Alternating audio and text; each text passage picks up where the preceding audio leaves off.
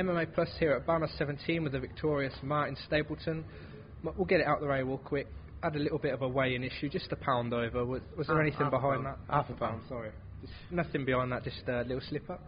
Yeah, well, it was just, all I'll say, same as in the last interview, it's my fault. I hold my hands up, I'm not going to make no excuses. It's on me. It won't happen again. On to the fight, of course. You know, a real veteran's performance. You showed everything you're about there. It takes through that fight and how you set up that rear naked choke submission. I just felt like I was making him miss with the stuff he was throwing. I felt like I was just out striking him.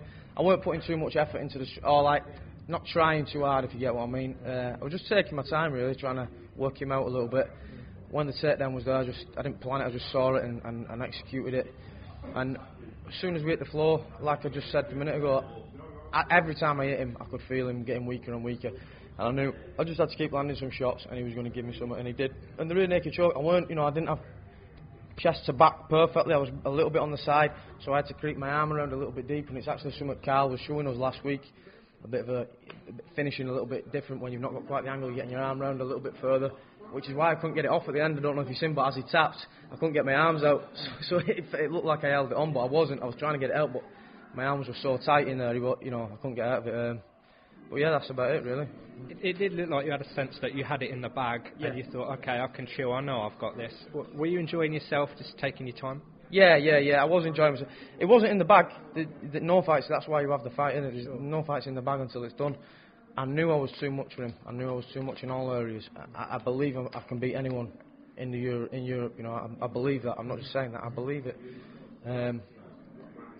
But I felt confident. I felt composed. You know, but that's my 19th or 20th pro fight now. If I'm not composed at this stage, then I need to do something fucking else, don't I? You talk about you think you can beat anyone in Europe. Yeah. Is any other promotions that might be on your radar as well as BAMMA around Europe? I'm signed with BAMMA. I've got a 4-fight deal with BAMMA, so I'm here exclusively now. I'm judging by the way the show's gone tonight. I'm very happy to be with BAMMA.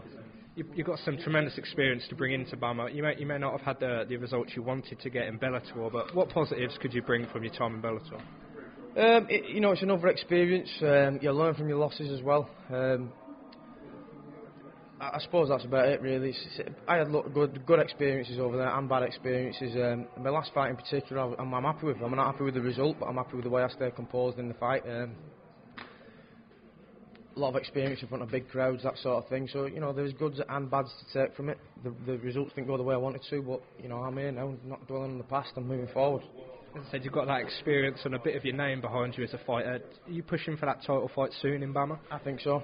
I think so. I don't think there's anyone in front of me, really, especially for the British side. I think, and I'll repeat what I've said in other interviews, I think if Colin Fletcher wins tonight, I think that he should and he deserves the world title fight. I don't think there's anyone that can really stick their hand up in front of me for the British title fight. Do you think behind Colin Fletcher, do you think you could be the closest guy to the world title behind him possibly? I think so, yeah. I mean, there is some good lightweights in this division, don't get me wrong. There's some seriously good lightweights. A lot of them are up and coming lightweights, so like 5, 6, 7 fights or whatever. I've had nearly 20 fights. I've never lost. I ain't lost in the UK since about 2003 or something, whatever it was, 2004, something like that. 2003, what am I talking about? What that? 2007, I think. But the only times I've lost have been against international world-class fighters. I don't think there's anyone here that can put their hand up ahead of me and say that they deserve a title shot ahead of me. And if there is, then let them say it and let's sort it out in the cage. Do you think there could be a showdown with you and Freak Show for #1 contender spot?